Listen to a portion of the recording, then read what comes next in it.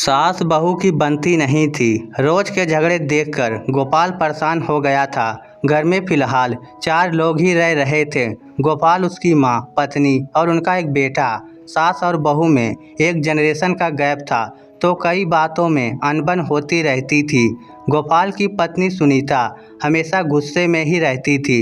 जब भी बहस होती तो एक ही बात को वह दोहराते रहती कि पता नहीं इस सास को और कितने दिन झेलना होगा, कहीं चली जाए तो मेरे जीवन में सुकून आएगा। गोपाल की माँ सुषमा ये सब सुनती तो उसे बहुत दुख होता। सुषमा का पति इस दुनिया से विदा हो चुका था। कई बार वह सोचती कि काश अपने पति के साथ उसका भी देहांत हो जाता तो कम से कम यहाँ रोज मरना ना पड़ता। गोपाल का सोचना था कि हर घर में यह सब होता ही रहता है। एक दिन ऐसा आ गया कि सुनीता और सुषमा के बीच बहुत बड़ी बहस हो गई। बहस ने अपनी हद पार कर ली और सुनीता बहुत आक्रामक हो गई और जो दिल में आया बोल गई। सुषमा यह सब सहन नहीं कर पाई, इसलिए अपने रूम में जाकर दरवाज़ा बंद कर लिया। रात तक बाहर नहीं आई।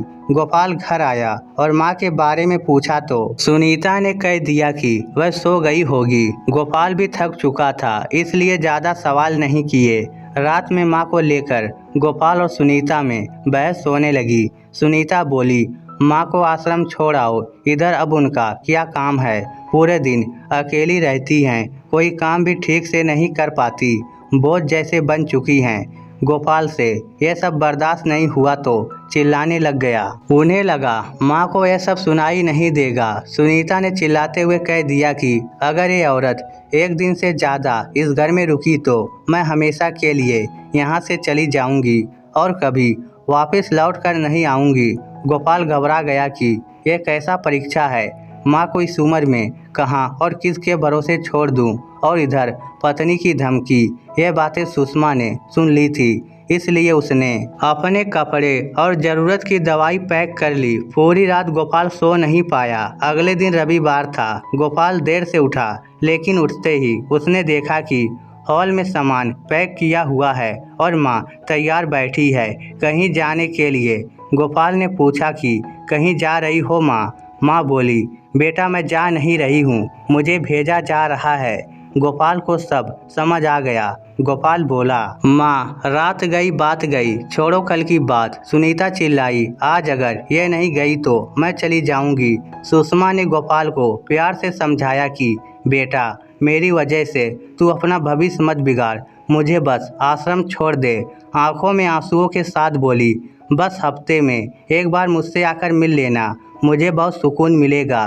दूर बैठी सुनीता ये सब देख रही थी और हल्की आवाज में बोली, शुरू हो गया नाटक इस औरत का, पता नहीं जाते जाते भी और कितने नाटक करेगी। गोपाल ने सोचा कि अब और कोई रास्ता नहीं, इसलिए माँ को लेकर गाड़ी से आश्रम के लिए निकला।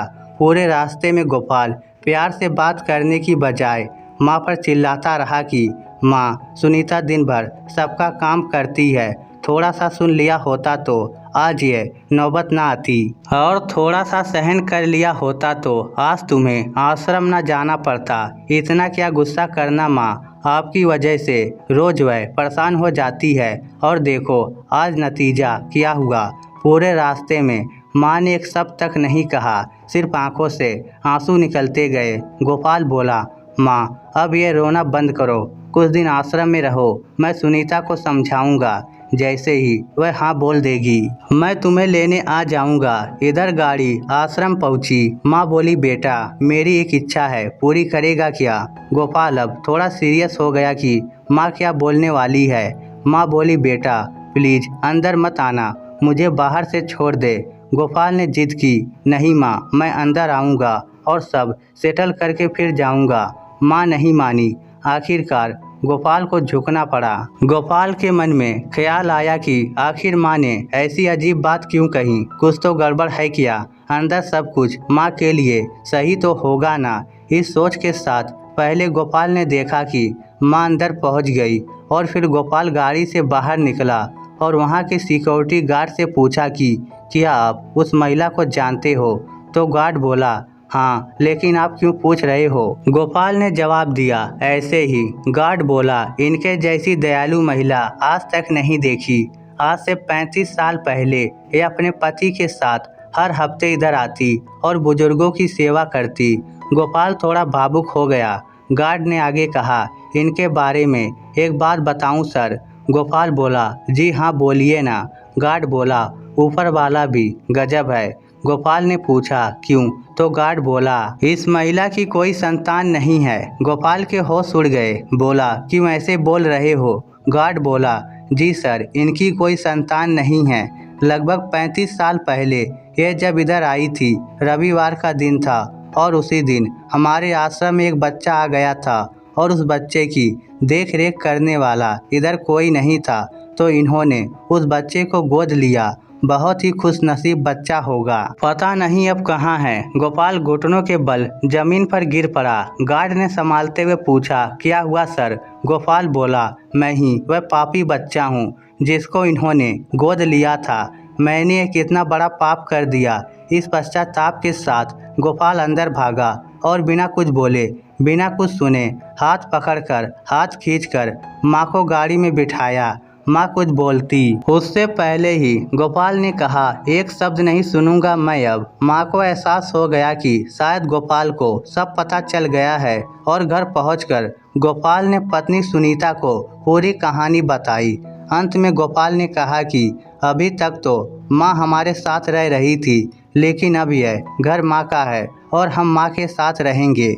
यदि किसी को दिक्कत है तो वह घर छोड़कर जा सकता है। गोपाल और सुनीता ने माँ के पैर पकड़े और माफ़ी मांगी। दोस्तों, सब कुछ होगा तुम्हारे पास, पर सुकून नहीं होगा, क्योंकि सुकून तो माँ के आंचल में होता है और उस आंचल को कभी बिखरने मत देना।